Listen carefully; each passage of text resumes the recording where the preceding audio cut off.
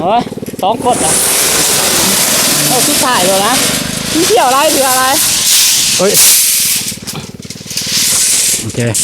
ยังอีก8 ล้าน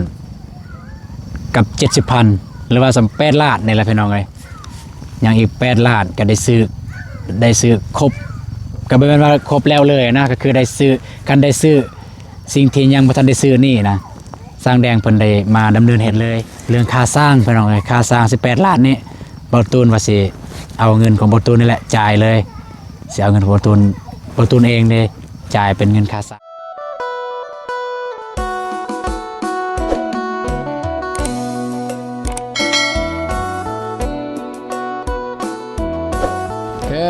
มาหอดเลยสำนันเลยโอเคพี่น้องเลยมาไวอะไรเนี่ยปาโตพี่น้องเป็นมาไวเอากราบทักทายสบายดีแล้วก็สวัสดีพ่อแม่พี่น้องหมดสุขยินดีนะครับอาตูนชาแนลเส้นเก่าเส้นเคยเด้อพี่น้องเลยบาตูนกับน้องบองก็มาลัดเอารถอยู่นี่สบายดีเด้อน้องบองเด้อสบายดีเด้อปาโตเสียวลงได้เนาะบาทนี่เนาะ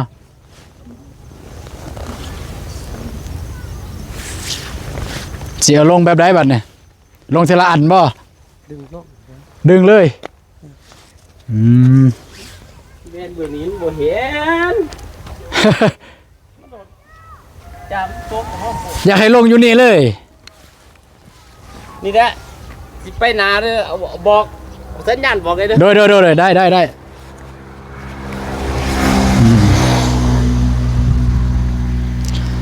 มันกันอยู่นี่แล้วมันสีลงใส่นี้พี่น้องเลย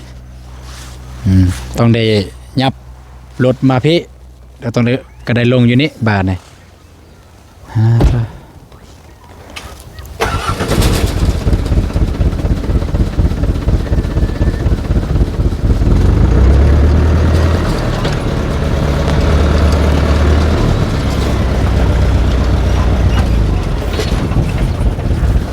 มา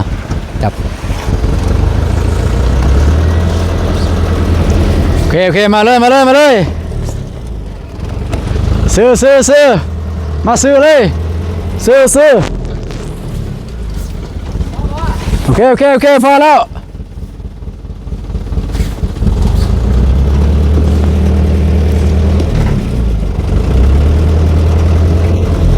พอแล้วพอแล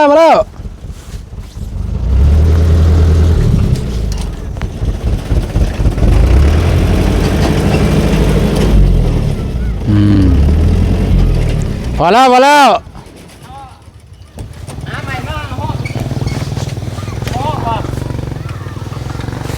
ห้องเล็กบ่แมนคือว่าจะได้เอากองก็บินบ่ไปบ่ก็อยากจะสาเนี่ยเพราะว่าเขาก็บ่ได้มีนั่นเลยนะมันบ่เป็นยังบ่คันสมมุติบ่ห้องมันเป็นบ่หรือว่าอะไรมันก็บ่ว่าหรอกเพื่อความสะดวกในการเอาก็น่าจะได้อยู่เพราะว่าเอาก็บ่แม่นสิเอาแต่ลุ่มก็เอาเส้นถึงนะเอาจังเมียบ่เป็นยัง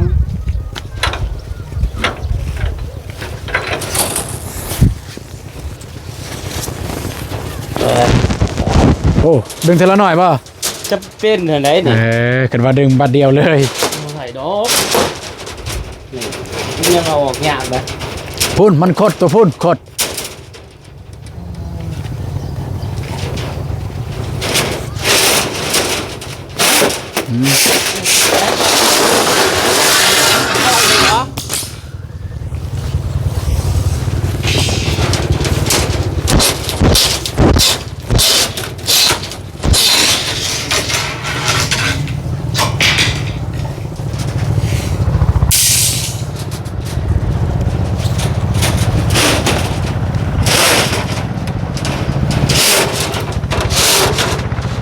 โอ้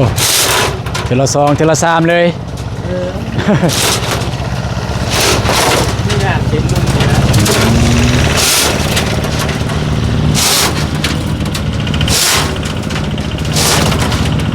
มันเด้งกันอยู่หั่นเด้แต่ว่ามาไว้เติบเนาะมาไว้เติบเนาะ ไว้อยู่เรื่องปกติ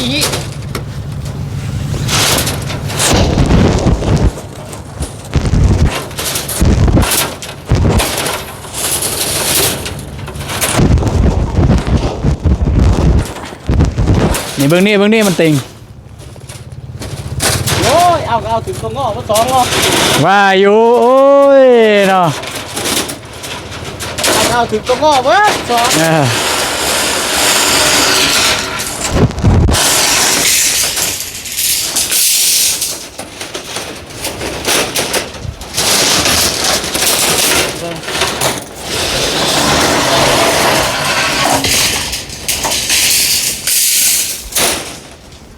ซอยเพิ่นพี่น้องเอ้ยมีต้นเพิ่นมันจะแล้วซ่า ตอนลงก็เปิดเอาถึงหลงคนหลายอย่างเนาะ แม่น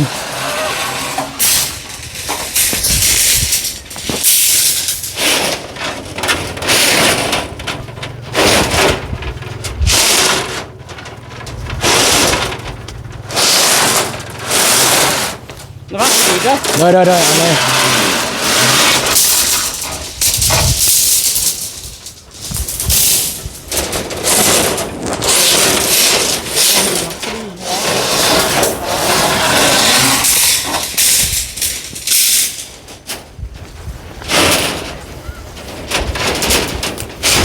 ตัวเตียงกับไปส่งอยู่น้องกัด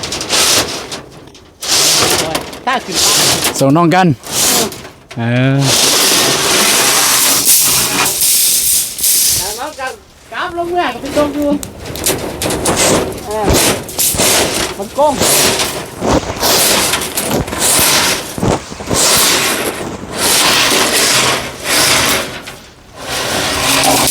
ระวังดีดเด้อ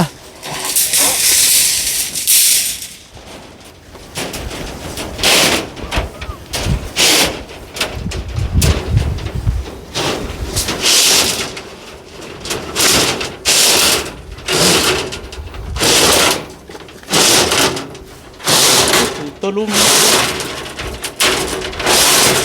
เดี๋ยว ไปเลย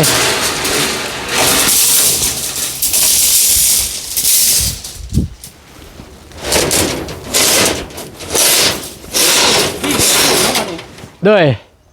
ตัวไหนดินเนี่ยป่ะดินทมเนี่ยป่ะ บ่ถึงดินทมถึงดินอันนี้นี่ โอ้ดินนี่มันดินเฮาเอง แต่ว่าดินทมมันก็ดินซื้อ ไปเอามา เลย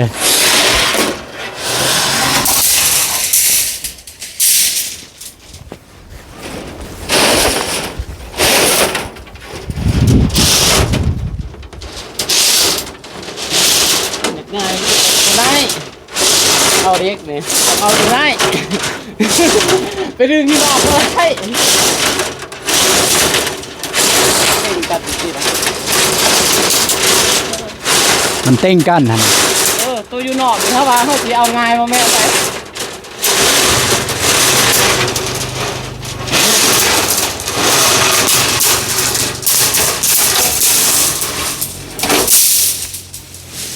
เพิ่นดึงได้หลายเส้นอยู่บ่ตูนดึงเทื่อละ2เส้น3เส้น4เส้นระวังดีดเด้อ เลยหาผักมาก็โค้งไปอีกว่าล่ะ วันนี้บ่ก็สิมัดไว้ เอาลวดมัด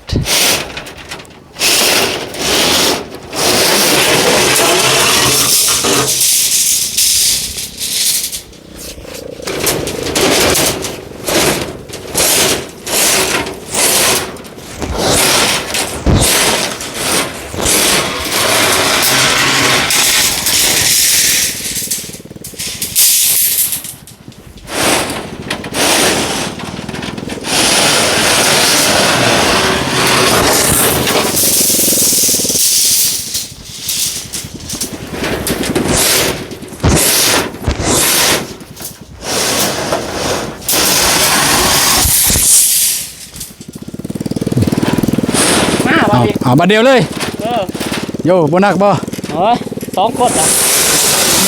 เอาสุดท้ายแล้วนะที่เที่ยวอะไรหรืออะไร เอ้ย โอเค โอเค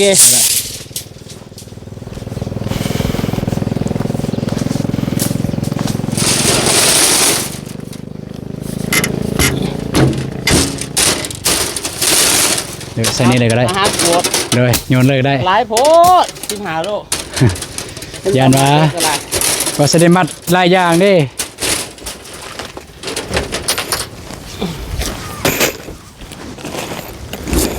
รถได้เว้ย เลย น็อตขาอยู่ได้ตีนลังฮะ แม่นบ่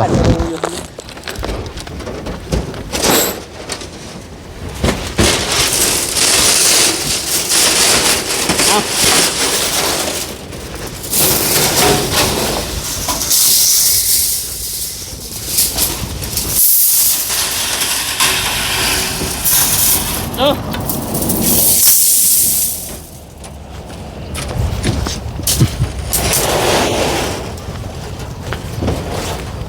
เด้อฝาเด้อ เดี๋ยวมาเลยใส่ฝุ่นเลยโอเค จะเอาตู้บักราคาแพงสุดเลยเนาะบักนี่ บ่สร้างเพิ่นให้จัดแบบนี้เด้ บอมันสิมีตัว15,000 เออ แต่ก็ตัวเศร้าตัวนี้ราคาแพงสุดเลย แม่นบ่ เด็กคุก แกเอาของแท้เด้มันต้องของแท้เลย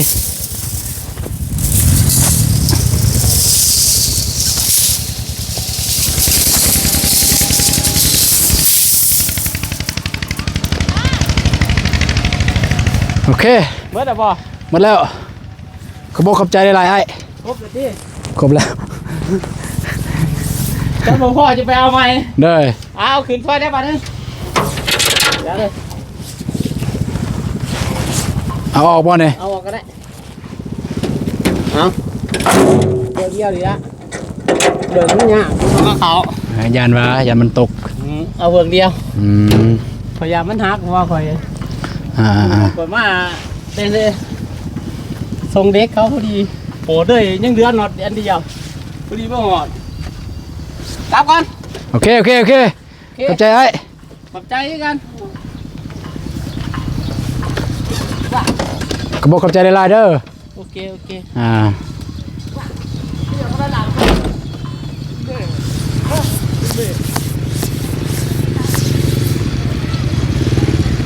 เริ่มอดีด้วยบอสบัดนี้ ฮะ เริ่มแน่นอนบัดนี้เนาะ เด้อก็ให้มันครบก่อนอันนี้ยังบ่ทันครบเทื่อ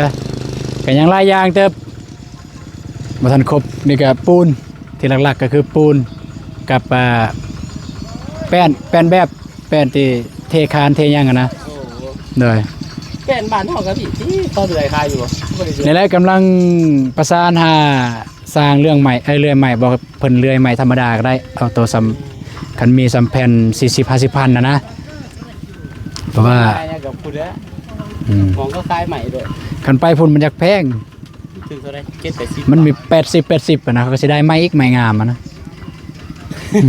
เพราะว่าอันนี้เฮาเฮ็ดละหมางอะเด้ เวียนแล้ว จะได้หลายเนาะ โอเคเอาขอบใจอ้ายเดี๋ยว ไปเอาอีหยังไก่อยู่ใกล้กับโมโม ของกระเจ้าอัน ฮะ ของกระเจ้าก็เซ็เทือนนี่กัน ยืมเขาก่อน โอเค ตามไหลนี่ตามไหลมากเลยยืมเขาเรื่องหมดเลยครับครับ เด้อขอบใจหลายๆอ้าย โอเคแท้ เด้อเด้อไปเอาน้ำเพิ่นมาใส่ก่อนให้ เด้อ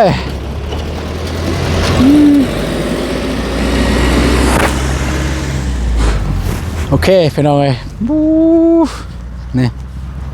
หนักเด้อเฮ็ดเวียกกับเวียดเด้อบ่ตูนเคยไปรับจ้างตะกี้ในสมัยเรียนอยู่ดงโดกย่อนั่นหม้อไฟหนักกับหม้อไฟอันย่อเบิดมืออยู่หั่นแหละมือนี่โพงเบิดนี่โพงเบิด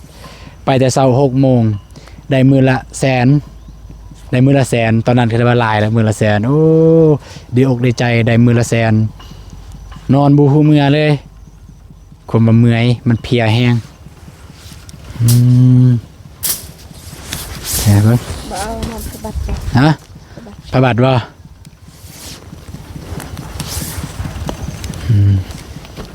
เอาพระบาทมาปกบ่ไม่แต่ตัวนี้กับสิปลาอยู่นี่เลยเดี๋ยวไปนึงก่อนเอามัดไว้ก่อนสำเร็จสำนึงอันนี้ไปเมียนอยู่เฮือนพี่น้องเอ้ยตัวนี้ นนี้มีเฮือนมันเป็นลุงจะว่าเมื่อกี้นี่นาบาววะเพิ่นแนมมาแล้วยิ้มเนาะ ลาน ฮะ เป็นลาน เพิ่นจะคิดแล้วโอ้ยนี่คืออนาคตของหลานข่อย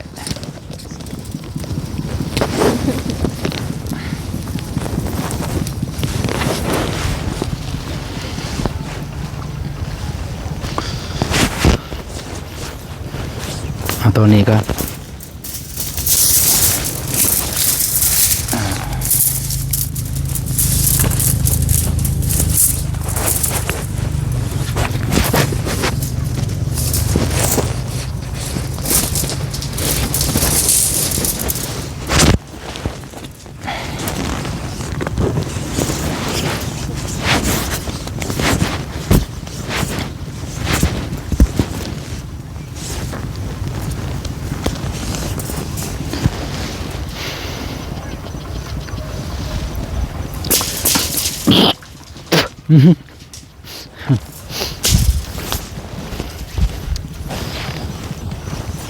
เป็นจะได้เมื่อยบ่ บ่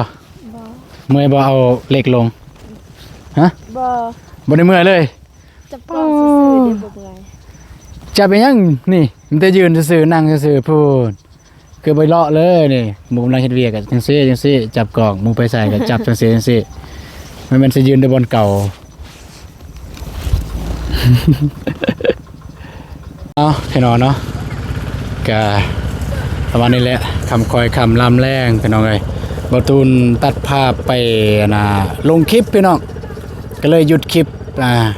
ไปลงคลิปเมื่อกี้นี้คลิปที่พ่อแม่พี่น้องได้เห็นคลิปซื้อคลิปน้องบองกับบ่ตูนไปซื้ออยู่พุ่นละอยู่ในเมืองเอาบัดนี้ก็สิมาสรุปเบิ่งว่าที่ซื้อมาแล้วนี่มีหยังแน่แล้วก็ที่ยังขาดเหลือมีหยังแน่พี่น้องเนาะตามที่สร้างแดงเพิ่นได้จดมาให้ก็แล้วสิเบิ่งว่ามันมีหยังแน่ที่ซื้อมาแล้วมีหยังแน่แล้วก็ที่ยังเหลือมีหยังแน่แล้วก็เงินที่ซื้อไปแล้วเบิดเท่าใดละยังเหลือเท่าใด พี่น้อง อย่าหัวเด้เงินเบิดแล้วพี่น้องเอ้ยก็ยังเหลืออยู่ประมาณ30กว่าพันกีบ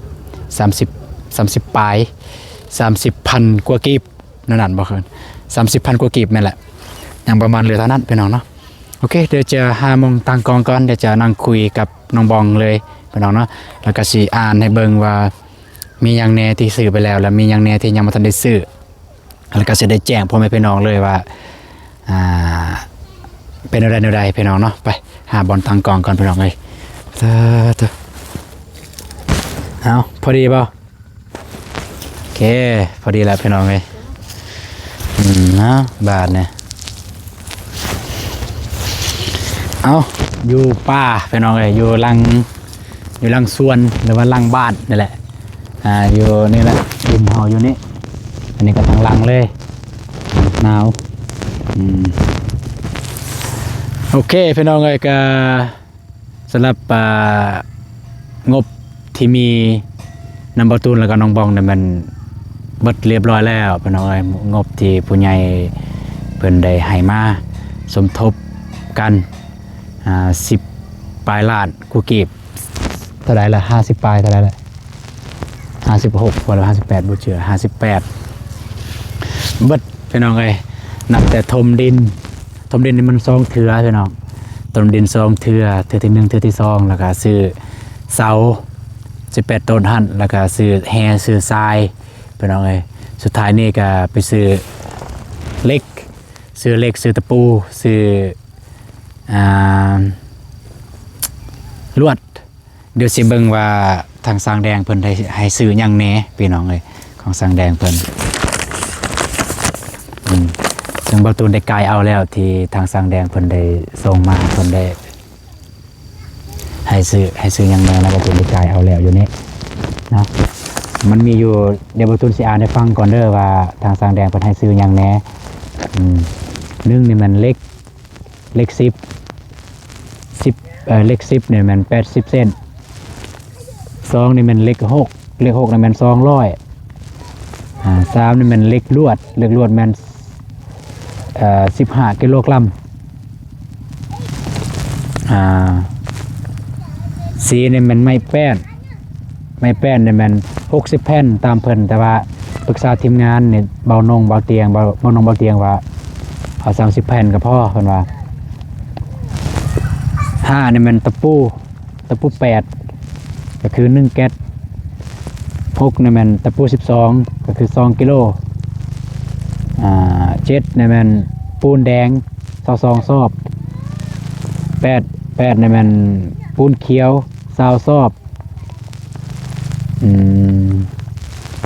9ก็คือหิน1คันรถ10นี่มันแฮ1คันรถอันนี้มันรายการที่ไอแดงเพิ่นได้ส่งมารายการที่ไอแดงเพิ่นได้ส่งมานี่แหละตามที่เพิ่นส่งมาแล้วบัดนี้บรรทุนสิมาเว้าตัวที่ได้ซื้อมาแล้วแล้วก็ตัวได้ยังตัวได้ซื้อมาแล้วตัวที่ซื้อมาแล้วเนาะเล็ก10นี่แม่น80เซนซื้อมาแล้วแม่นได้แล้วเลข6200เซนซื้อมาแล้ว100ยังอีก100พี่น้องเอ้ยยังอีก100แล้วก็เลขลวด15กิโลกรัมซื้อมาแล้วมาเลขลวดแม่น15กิโลกรัมแม่นซื้อมาแล้วแล้วก็ไม้แป้น30แผ่นนี่แม่นยังไม้แป้นนี่เป็นไม้แป้นที่แบบว่าเพื่อตีแบบในมือที่อย่างว่าอยากเทคานก็ต้องตีแบบเอาไม้แป้นมาตีแบบแล้วก็เทเอาปูนเอาทรายเทนะก็คือไม้แป้นอันนี้ไม้แป้นนี่มันยังเด้อพี่น้องเอ้ยยังแล้วก็ตะปู8 1แก๊สแม่นได้แล้วตะปู2กิโลกรัมแม่นได้แล้วปูนเขียวปูนแดง22ซอบแม่นยังปูนเขียว20ซอบกะยังหิน1คันรถแม่นได้แล้วแฮ1คันรถแม่นได้แล้วพี่น้องเอ้ยเถอะบ่าวฝนมันโทรมาบ่าวฝนโทรมาเดี๋ยวจะน้อยโทรกลับยังเห็นเวียกเห็นงานอยู่พี่น้องเอ้ยแจ้งเตือนทางนั้นอีก ว่าใส่ซองเครื่องกับประมาณนี้พี่น้องเนาะแล้วก็สิประมาณเบิ่งเลยว่าเท่าใดพี่น้องสิประมาณเบิ่งเลยว่าเท่าใดที่ยังอะนะที่ยังได้ต้องได้ซื้อถ้าเป็นเงินเนี่ยมันยังเท่าใดบ่ตุนจะลองประมาณเอาเด้อข่าวๆตัวนี้โอเคเดี๋ยวสิลองอัพมันมาฝนเนี่ยฮัลโหลสบายดีด้วยไปดิด้วยยังถ่ายคลิปอยู่เด้อด้วยอยู่ที่นอกนี่อยู่เฮือนยังถ่ายคลิปอยู่ว่าสิส่วนไปพาน้องไปเลยดีนะได้เดี๋ยวจังหน่อยลงไปเดี๋ยวสิแล้วด้วยเดี๋ยวสิน้อยลงไปเดี๋ยวสิแล้วประมาณ10นาทีเด้อประมาณ10นาทีด้วยอ้ายด้วยนั่นแหละบ่าวฝนไปน้องเอ้ยเพิ่นส่วนไปหาน้องก็เลยเพราะว่าได้รับงบงบขึ้นบ้านใหม่น้องก็เลยเพราะว่าบ่าวตูนได้อัปเดตเมื่อเช้านี้แล้วก็อัปเดตในมื้อก่อนๆหั่นไปเดทางผู้ใหญ่เพิ่นเห็นคลิปทางบ่าวตูนแล้วก็เพราะว่าผู้ใหญ่หั่นก็จะเข้าหา2คนเลยจะเข้าหาบ่าวตูนกับบ่าวฝนเพิ่นเข้าหาเพิ่นเห็นคลิปบ่าวตูนแต่ว่าก็เพิ่นโอนผ่านทางบ่าวฝนเลยแต่ว่ามันก็เลยก็เป็นข่าวดีข่าวนึงพี่น้องเนาะได้งบจากผู้ใหญ่ตามที่ทางบ่าวตูนกับบ่าวฝนได้ประสานหากันไปเถอะเพราะว่าน้องก็เลยเพิ่นว่าเพิ่นได้พอน้องก็เลยว่าซ้ำมัน6 หรือ 7 ล้านพอดีน้องก็เลยเพิ่นได้แล้ว7 ล้านตอนนี้เด็ดบ่าวฝนไปมอบโอเคเป็นจะได้ก็อย่าลืมติดตามทาง2บ่าวฝนเดี๋ยวจักหน่อยไปหาบ่าวฝนเดี๋ยวแล้วนี่เราไปหาเลยอย่างน้อยุงฮอตใส่แล้วไอ้ฮอตใส่แล้วว่าสิไล่เบิ่งคร่าวๆไปน้องเอ้ยว่าที่ยังเหลือที่ยังต้องซื้อและถ้าได้ซื้อมาแล้วคือ ได้เฮ็ดเลยทางสร้างได้เฮ็ดเลยเบิ่งสิเบิ่งถ้าได้เนาะลวดมากินเฮ้ยบ่แม่นลวดเหล็กเหล็กรอ21,000 2 ล้านเนาะ2 ล้านปูนในไร่เป็น85เลยพี่น้องไอ้ปูนไร่เป็น85เลย85คูณ42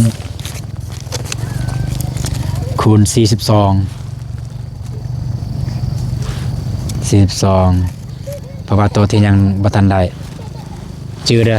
3,570,000เด้อจื้อเด้อเจ้าจื้อเด้อ3570เด้อ3570ใช่เด้อ30คูณ80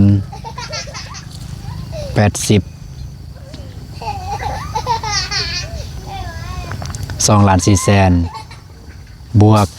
เท่าใดเมื่อกี้นี่3,570,000 3,570,000บวกบวกใส่เล็กตัว100ยังเหลือ100ประตูพันในซื้อเพราะว่าเล็ก6ขนาด6เล็กขนาด6เนี่ยสร้างแดงบอกให้ซื้อ200แต่ประตูซื้อมาแล้ว100ยังอีก100ถึงอยู่2,100,000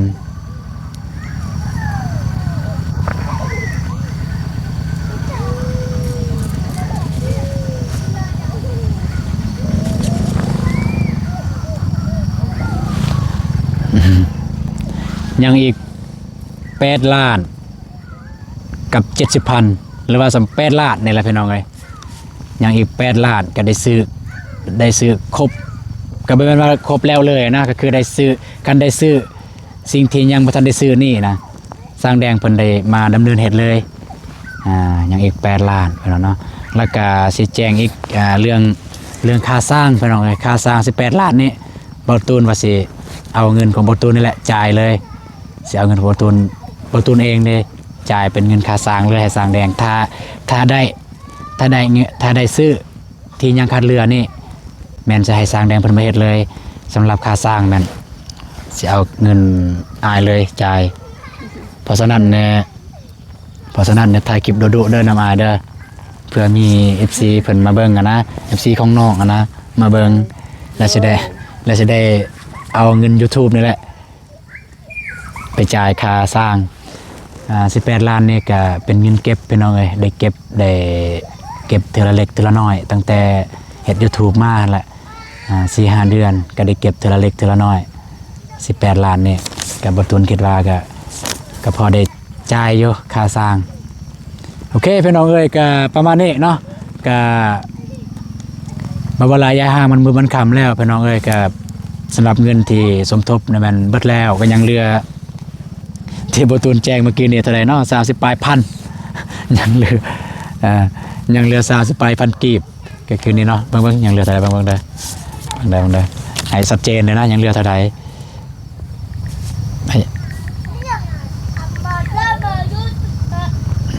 นี่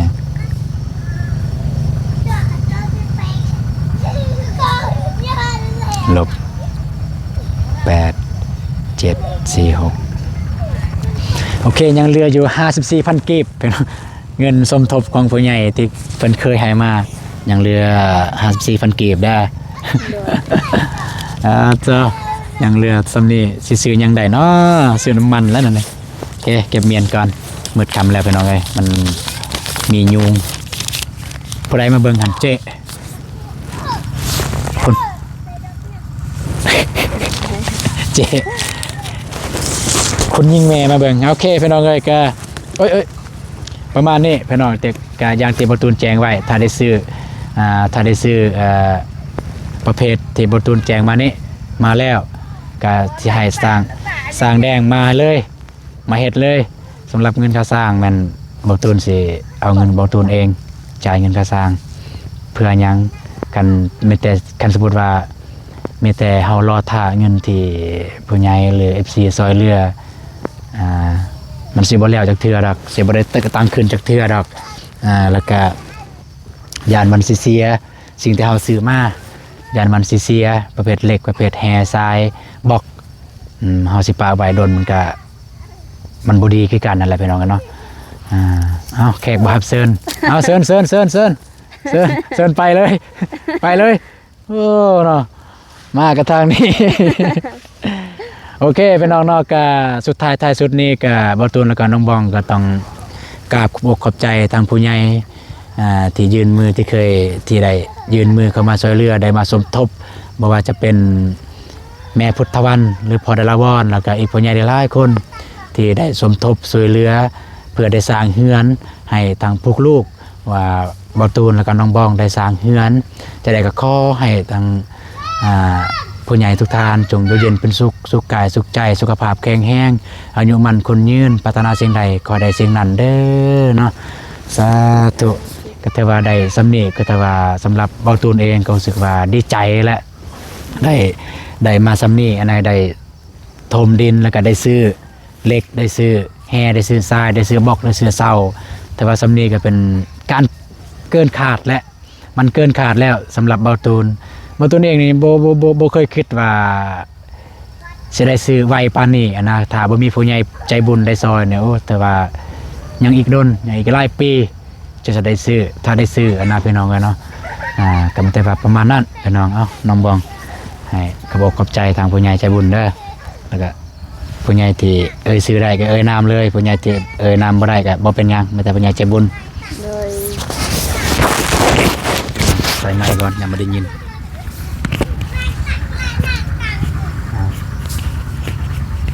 ก่อนอื่นหมดลูกก็ขอขอบอกขอบใจแม่พุทธวันแล้วก็กับพ่อดาราวรแล้วก็ยังมีอีกผู้ใหญ่หลายๆคนที่เข้ามาช่วยเหลือพวกลูกคือว่าได้ซื้อมาเท่านี้พวกลูกก็ดีใจแล้วก็ขอให้แม่พุทธวันแล้วก็พ่อดาราวรแล้วก็ผู้ใหญ่อีกหลายๆคนจงอยู่เย็นเป็นสุขสุขกายสุขใจขอให้สุขภาพแข็งแรงเด้ออายุมันคนยืนปรารถนาสิ่งใดก็ค่อยได้สิ่งนั้นสมการปรารถนาการเหตุการสร้างยังก็ค่อยสุขให้มานค่อยร่ำรวยเด้อสาธุโอเคพี่น้องเลยก็พอๆกันใหม่เนาะสำหรับคลิปนี้ก็สิประมาณนี้แหละจะได้เมื่อซานเมื่อน้องบ้องนั่นแหละจะได้ก็จะลืมฝากกดไลค์กดติดตามกดแชร์นะเด้อพี่น้องตอนนี้ก็เอา2 คนตอนน้องบองเพิ่นยังบ่ทันมีเวียกก็จะได้ไปนำกันอยู่บัดน้องเพิ่นคาเวียกก็บ่ตูนไปผู้เดียวโอเคพอๆกันใหม่มื้อแรงสำหรับมื้อนี้ขอกล่าวคำว่าสบายดีเด้อพี่น้องเอ้ยบ๊ายบายไปแล้วพี่น้องไปเก็บเครื่องเก็บของเฮาเมื่อ